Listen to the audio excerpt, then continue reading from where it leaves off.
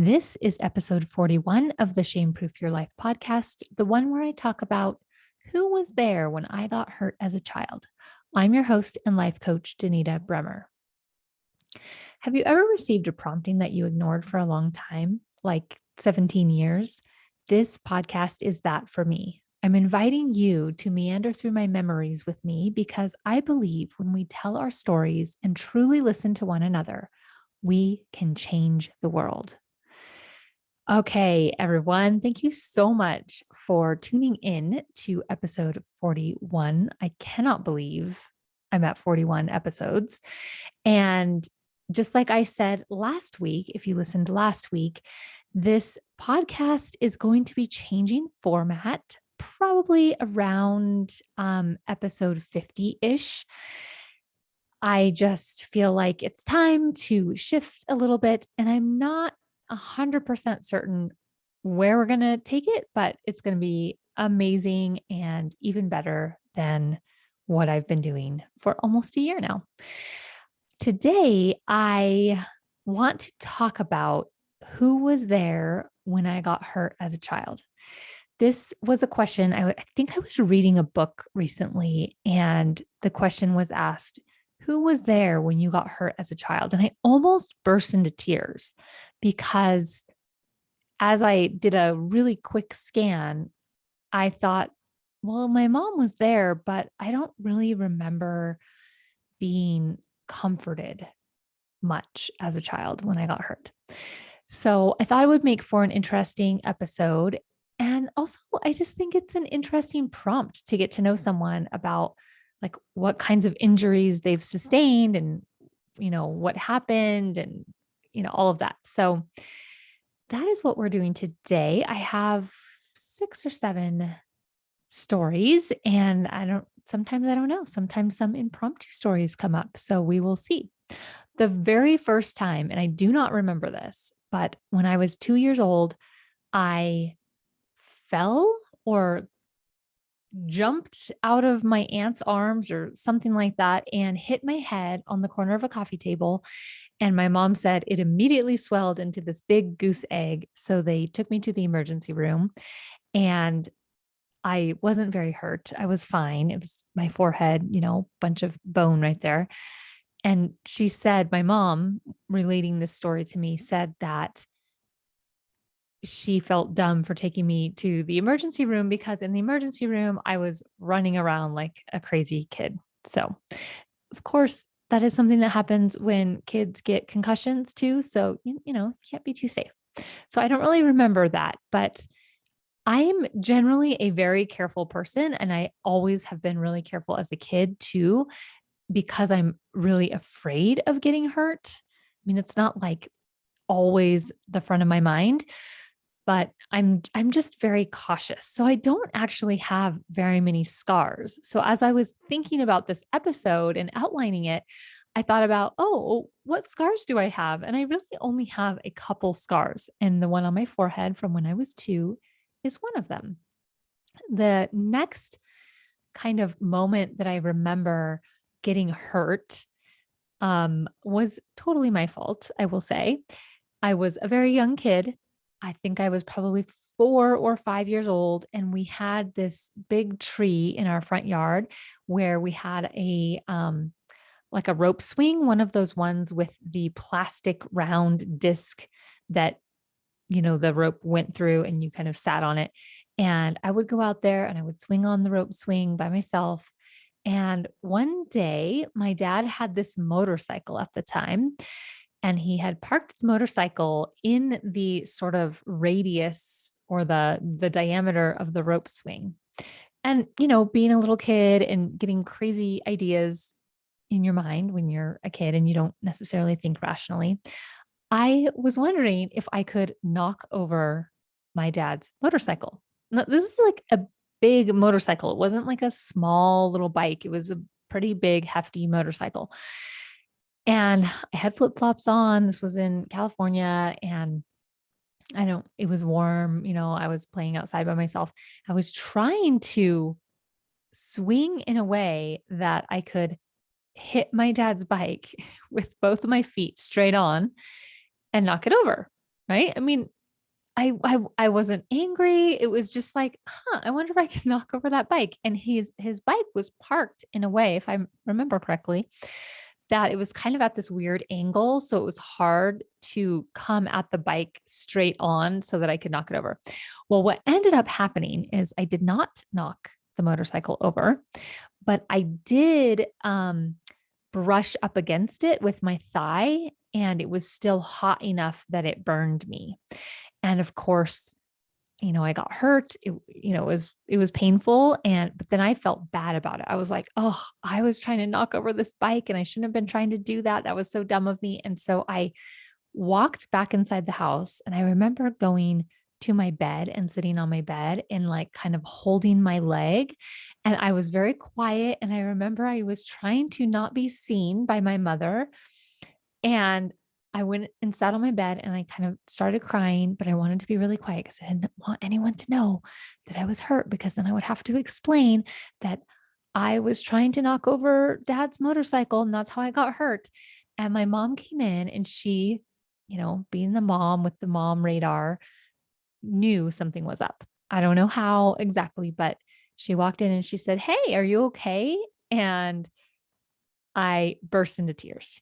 And she asked, "Well, what's wrong? What happened?" And I uncovered, like my hands were covering up this burn, and I showed her my thigh where there was this like big red burn. Of course, I was little, so it was probably the bulk of the length of my thigh, but that was probably only like, 7 or 8 inches at the time. And so she was like, "Oh." And, I remember her being very calm, and she wasn't like mean or anything, but she said, "Oh, we need to put some aloe vera on that." And so we had aloe vera plants. And so she broke off a leaf and squeezed some of the aloe vera onto my leg. And it did feel so much better. I do actually distinctly remember that, being like soothed by it. But as I look back, and the question in this book that I was reading was, who was there when you got hurt? She, at least according to my memory, which could be wrong, she didn't really like comfort me. She didn't say, "Oh, it's going to be okay," and like give me a hug or things like that. She was just like, "Oh, well, let's put some aloe vera on that." And the impression that I have is that, and you'll hear this in other stories as well, um, is that my physical needs were taken care of. And of course, that's super important. But one thing that I notice as I tell these stories from my childhood and as I reflect back on my life is that my emotional needs were not necessarily taken care of. And I don't blame my parents for that. I think that that is a product of them not having their emotional needs taken care of. But it's just interesting to note. I told the story of when I sprained my ankle in kindergarten. I'm going to recap it here. One day during recess in kindergarten, we had one of those 1980s slides that was a standalone slide, sand underneath it. And, it was kindergarten. So it felt really tall to me, but it was probably only 6 or 7 feet tall. And everybody was lining up at the slide, and they would climb up. But instead of sliding down that metal slide, right, that if it had the sun on it for too long would burn you, they were turning around and jumping off the ladder side of the slide. And of course, peer pressure. I did the same thing as everyone else. And I got to the top and I got really scared. And I feel like everyone knew that I was like the quiet, shy kid in kindergarten. And so I just have this impression that everybody else got really quiet and they were like waiting for me. And I felt like I don't want to do this. I just want to slide down the slide. But I also felt like I couldn't do that because then I would be like the wimpy one. And so I jumped off, except it was a wimpy jump because I was the wimpy one in this case. And I knocked my foot or my ankle on the ladder, on one of the ladder rungs on my way down. And I sprained my ankle quite badly, to the point where I'm pretty sure, I don't remember like how many days, but it was several days that I didn't go to kindergarten because I couldn't walk on my foot. Like I was crawling around, letting it heal. And kind of the same thing. Like I actually remember my kindergarten teacher carrying me to the nurse's office. I don't remember the nurse's office. I don't remember getting picked up early or anything like that, but I'm sure that's what happened. I'm sure I got hurt and they probably called my parents and they probably came and got me. I don't remember any of that, but I remember feeling really hurt, like a lot of pain and crying as my teacher was taking me to the nurse's office. I also remember feeling like really stupid that I did this dumb thing. Like, why the heck would you climb up the slide and then jump, and not jump far enough out? And then it was like, I don't remember my parents like consoling me or anything like that. It was just like, okay, well, you're going to have to crawl around. Now, I do want to say that my memories could be totally off. Like, this is what I remember, but memories are not very reliable, right? So, my guess is that my parents did console me and they did, you know, try to soothe me or whatever, but that's not what I remember, which I think is a significant thing. And as I have been diving deep into trauma work and like learning more about my nervous system, one of the concepts is that it doesn't matter if your memory matches up with real life and with what is truth. What matters is your interpretation. Your memories are kind of the interpretation of what happened to you. So that's what I remember. When I was, how old was I? I was probably 10 or 11. And I might have mentioned this on the podcast earlier too, but one thing we did a ton when I was growing up is ride bikes. I have an episode about learning how to ride a bike and how I was super scared and I thought I was going to fall and get hurt, which is probably a reason why I didn't learn until I was 7. I just was literally too scared to try. But we lived out far away from town in kind of middle nowhere. We didn't have running water or electricity. I mean, this was like kind of like camping, only in a real house, right? So we had heat. Our heat was wood stove. For a while, we had a solar panel with a battery. And so we could watch movies or do things that required electricity for short periods of time. But most of the time, it was like camping and just being out in nature. We did tons of like nature walks with my cousins. And so of course, a lot of that time we were on our bikes and just riding around and on the dirt roads. And if a car came, like you could hear it coming and you just kind of go off to the side of the road. So that's part of like the huge fabric of my childhood, actually. And one day, my cousin, who was 3 years younger than me, so if I was 10 or 11, he was 7 or 8. Our property kind of had this slope, and he was going up to the top where it was like uphill. And he had this little jump, this piece of wood that had a small little piece of plywood attached to it, nailed or screwed in somehow. And so he would go from uphill, come down the hill, get going pretty good. Then he would jump off of this jump, catch some air, and then land and then go down the rest of the driveway until it got flat. And then he would turn around and do it again. And I saw him doing this and I was like, I want to do that. That looks like fun. But of course, because I'm this cautious kid, I was like, I don't want to do that. I'm going to get hurt. And then slowly I warmed up to the idea and I started going after him. We would take turns and I was having fun. And then the very thing that I was scared of, because as a kid, I was like, I want to do this. It looks fun. My cousin is doing it. He's not getting hurt. So like part of me is like, no, it's fine. I'm not going to get hurt. And the other part of me is like, but what if I go up the jump and I catch so much air that in the air, my bike like turns and then I just fall flat on my knee? You guys, guess what? That's exactly what happened. I went off the jump. I was going really fast. Like I had done this a few times. I was getting confident, was going really fast. I caught a lot of air. I mean, I was young, so I don't really have a concept of how far in the air, but my guess is like 3 or 4 feet. And my bike just turned slightly in the air so that when I landed, I didn't land like flat on my tires up and down. And I fell over and like I have this pretty decent sized scar on my left knee now. And I remember sitting like right there in the driveway, like screaming. Right. And, I'm like 10 or 11 at this time. So it, you would probably think, my guess is my parents were, or my mom. I don't think my dad was there. My mom was probably thinking that I had like broken a leg or something. And she comes running out. She's like, "What's wrong? What's wrong?" And I'm just sitting there with my legs out on the dirt and looking at my knee that has now a bunch of like rocks and dirt and pebble in it and like blood oozing out. And I'm like, it hurts, it stings, it stings. And she just was kind of like, "Okay, it's fine." Right. Like, it's fine, which it probably was.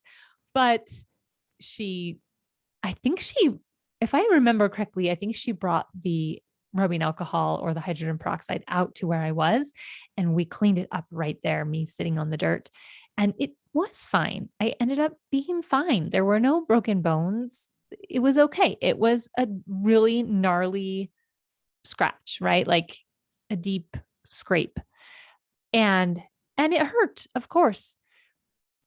So that's kind of one thing. This is probably why I'm a very cautious person, because I get afraid of something and then the very thing that I'm afraid of comes true, right? There was another instance, and for some reason, my parents and my sisters were gone, and I was the only one at home. I want to say I was like a little bit older. I was 12 or 13, but my aunt was home and she was just, right next door. And I felt so like grown up, like my mom and dad left me here by myself. I'm so grown up. And we had this, we had like our front door walked out onto this little porch, and then it went down a couple steps. So the front door, like without the steps, was probably 3 feet off the ground. And so we had built this platform with the steps down so that we could enter our house easily. But it was getting old, and the wood on like the railing where you would hold on to as you went down the steps, it was like old and weathered and really splintery. And I don't remember what I was doing, but somehow I was either coming out of the house or going in the house, and I got a splinter underneath my fingernail. It like makes me cringe just thinking about it, because your fingernail bed is so sensitive.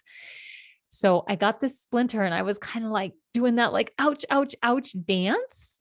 And I think my aunt, like I must have been crying, or I must have said like, or ow. I wasn't like full on crying, but I was just like, ouch, ouch, ouch.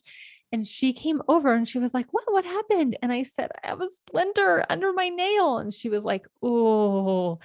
And my aunt, she always had the most beautiful, long, thick nails, like naturally beautiful nails.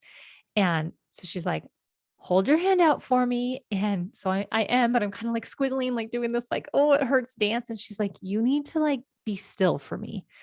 And so I'm like, take a deep breath. And I'm like forcing my hand to be still. And she takes her nails and she just like the splinter was sticking out past my nail, but it was underneath my nail. And there wasn't very much of it past my nail, but that's why she was like, you need to be still so I can do this. And she grabbed with her nails, she grabbed the end of that splinter and she just yanked it out in one pull. And I was like, oh my gosh, that feels so much better.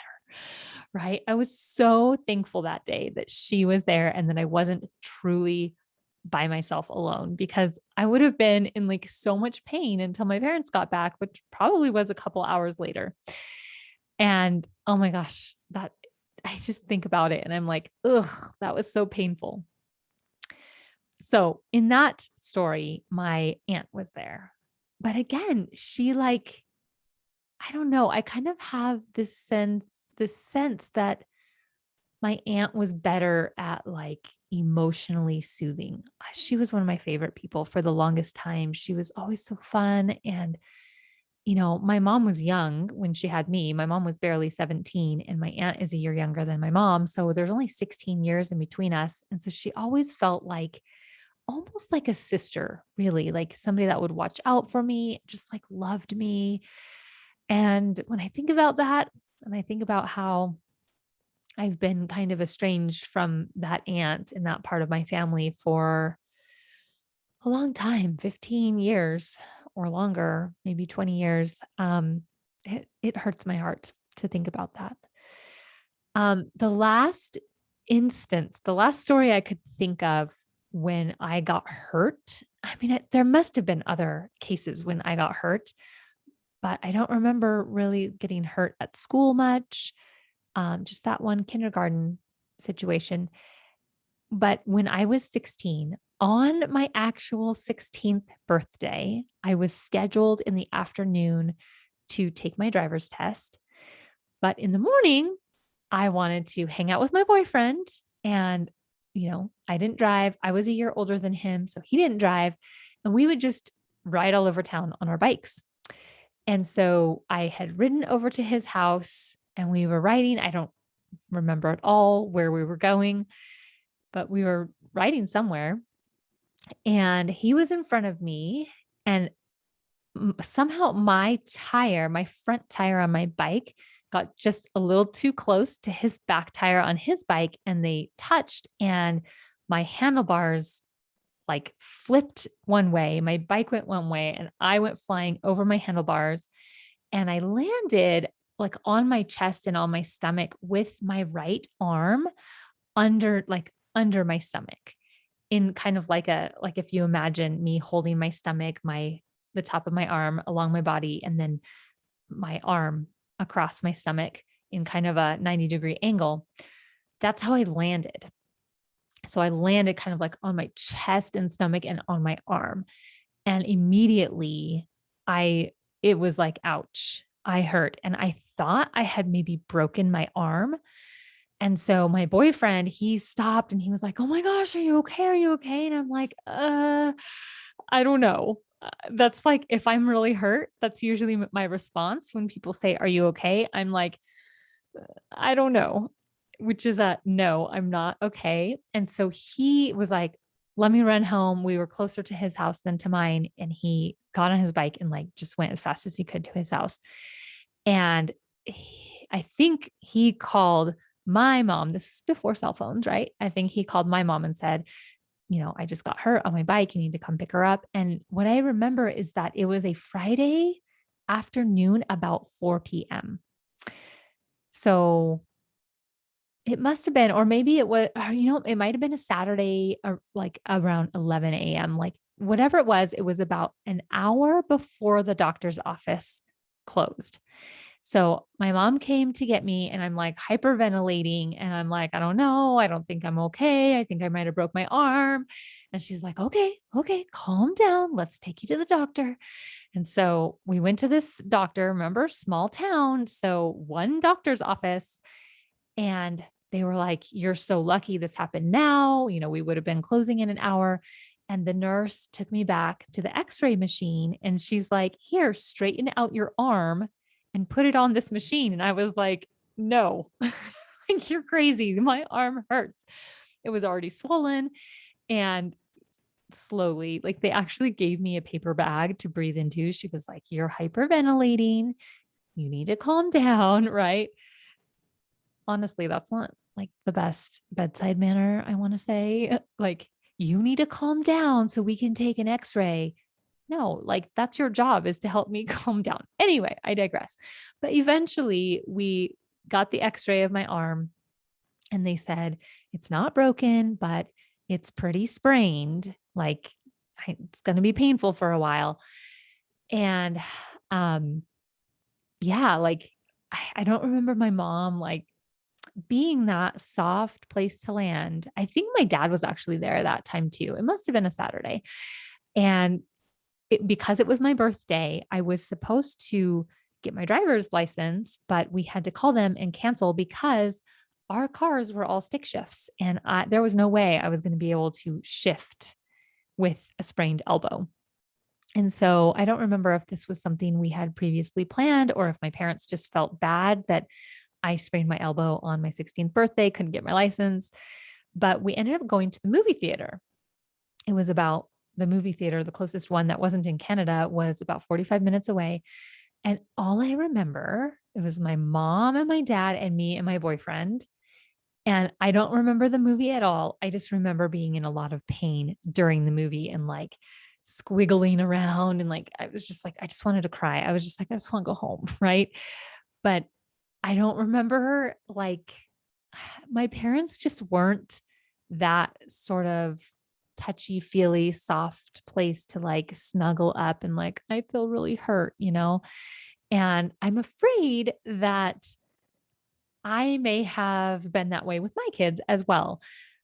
I think maybe I'm a little bit of a softer place to land, but I tend to take my cues from my kids when they're hurt. Like, are you hurt or are you not hurt? Because there's a lot of parents who, see their kid fall or whatever, and then they just automatically assume, oh, you're hurt. And then the kid starts crying, right? And so early on, from somewhere, I got advice to, wait for the child to give you the cues if they're hurt or not.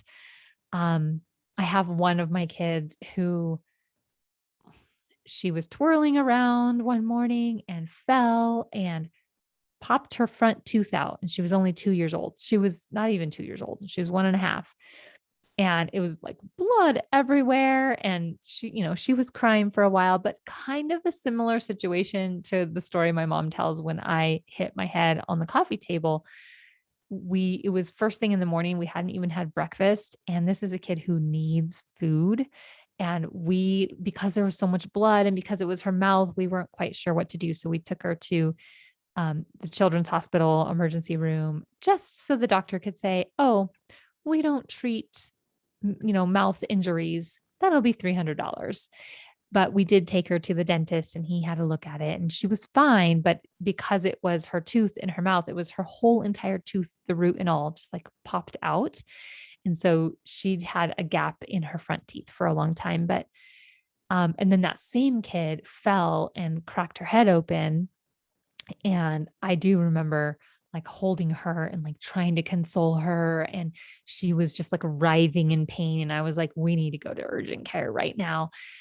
She ended up being fine and getting her head glued back together. But I like to think that I'm a little more soft and a little more soothing and, snuggly with my kids than my parents were with me. And I think my mom actually was snuggly with me, just not when I got hurt and not when I was sick.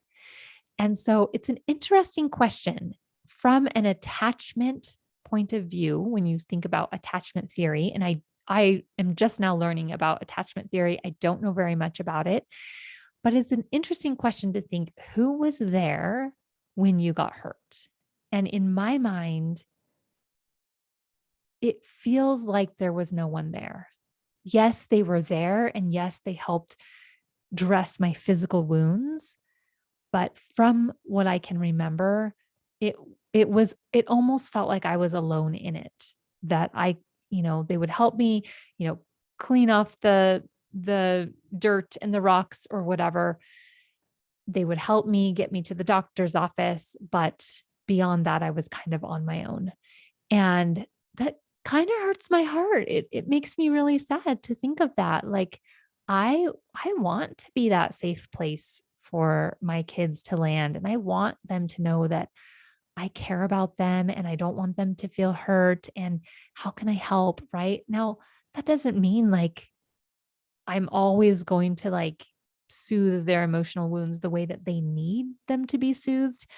But now as I reflect back, I think, oh, I could probably do a better job at this. Now my kids are all like old and they old enough that they don't want their mommy, right? But yeah, it's just an interesting question. So I'd be curious to hear your story. Who was there when you got hurt? Did you feel like your emotional wounds were tended to, or was it only your physical wounds? Okay, that's enough for now. And so are you.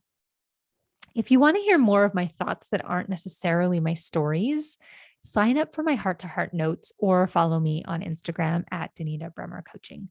Links are in the show notes. Until next time, go be you and follow the spirit.